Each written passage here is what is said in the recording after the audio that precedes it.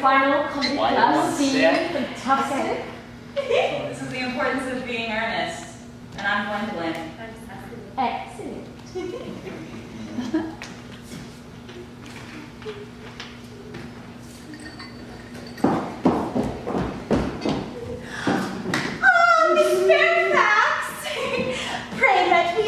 Myself to you. My name is Cecily Cardew. Cecily Cardew. What a very sweet name. Something tells me we're going to be great friends.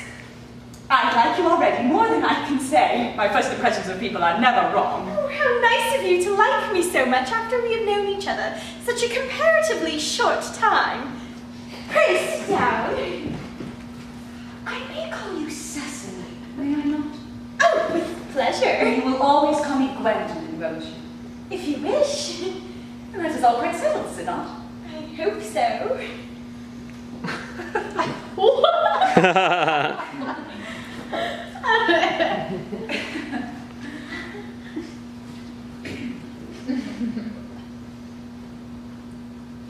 Perhaps this may be a favourable opportunity for my mentioning who I am. My father is Lord Bracknell. You've never heard of Papa, I suppose? Oh, I don't think so. Outside the family circle, Papa, I am glad to say, is entirely unknown. But as quite as it should be. The home seems to be the proper sphere of the man. And certainly once a man begins to neglect his domestic duties, he becomes painfully effeminate, does he not? And I don't like that. It makes men so very attractive. Cecily. Mama, whose views on education are remarkably strict, has brought me up to be incredibly short-sighted. So, do you mind my looking at you through my glasses? Oh, not at all, Gwendolyn. I am very fond of being looked at.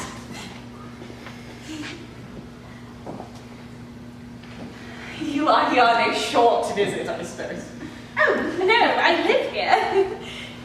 Indeed, your mother, no doubt, or some other female relative of advanced years society also. Oh, no, I have no mother, nor, in fact, any relations. My guardian, with the assistance of Miss Prism, has the honorous task of looking after me. Your guardian? Oh, yes, I am Mr. Worthing's ward. Oh! He never mentioned to me anymore. How very secretive of him. Becomes more interesting out there. I am not sure, however, that this news inspires me with feelings of unmixed delight. I'm very fond of you, Cecily. I've liked you ever since I've met you. But I feel bound to state, now that I know you are Mr. Worthing's ward, I cannot help expressing a wish you were, well, quite a bit older than you seem to be, and not quite so very alluring in appearance. In fact, if I may speak candidly. Oh, pray do so. I think that when anyone has anything unpleasant to say, they should always be quite candid. Well, to speak with perfect candor, I wish you were a full 42, and more than unusually plain for your age. Ernest has a very strong, upright nature, and is the very soul of truth and honor. Disloyalty would be as impossible to him as deceit. But even men of the highest possible moral character are susceptible to the physical charms of others. Modern, no less than ancient history provides us with many of the most examples of what I refer to. If it were not so, indeed, history itself would be quite unreadable. I beg your pardon, Gwendolyn, but did you say Ernest? Yes. Oh! Well, it is not Mr. Ernest Worthing who is my ward. It is his brother, his elder brother. Oh! Ernest never mentioned to me he had a brother. Oh, I am sorry to say they have not been on very good terms for quite a long time. Oh, that explains it. And now that I think of it, I've never heard any man mention his brother before. The subject must be quite distasteful to most men. Cecily, you have lifted a load from my mind. I was growing almost anxious. It would have been awful if any cloud had come across a friendship like ours. Of course, you are quite sure that it is not Mr. Ernest Worthing who is your guardian. Quite sure. In fact, I am going to be his. I beg your pardon? Dearest Gwendolyn, there's no reason I should make a secret of it to you. I Our little county newspaper is sure to chronicle the fact next week. Mr. Ernest Worthing and I are engaged to be married! My darling Cecily, there must be some slight error. For you see, Mr. Ernest Worthing is engaged to me. The announcement will appear in the Morning Post by Saturday at the latest. I'm afraid you must be under some misconception. Ernest proposed to me exactly 10 minutes ago.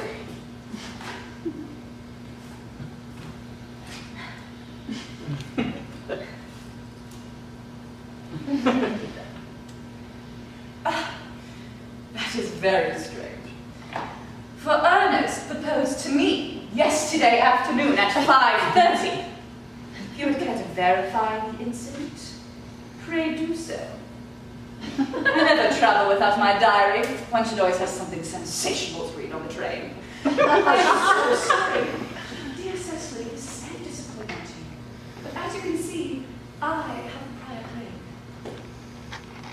It would hurt me more than I could say, dear Gwendolyn, if I caused you any mental or physical anguish, but I feel bound to point out that since Ernest has proposed to you, he has clearly changed his mind. If the poor boy has been entrapped into any foolish promise, I shall consider it my duty to rescue him at once and with firm hand. Well, if my poor boy was involved in any sort of entanglement, I will not reproach it with him once we are married. Do you refer to me as an entanglement, Miss Cardew? You are presumptuous. On an occasion of this kind, it becomes more than one's moral duty to speak one's mind. It becomes a pleasure. Do you suggest, Miss Fairfax, that I entrapped Ernest into marrying me? How dare you? This is no time for a shallow mask of manners. When I see a spade, I call it a spade. I'm happy to say I've never seen Spain. It is clear our social spheres are wildly defiant. May I offer you some tea, Miss Fairfax? Thank you. Detestable girl, but I require tea. Sugar? No, thank you. Tea is not, sugar is not fashionable anymore.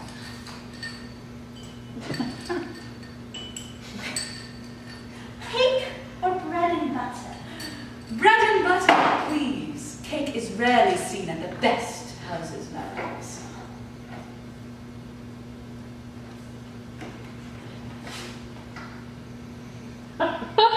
Oh my god. Maybe not, Miss Fairfax.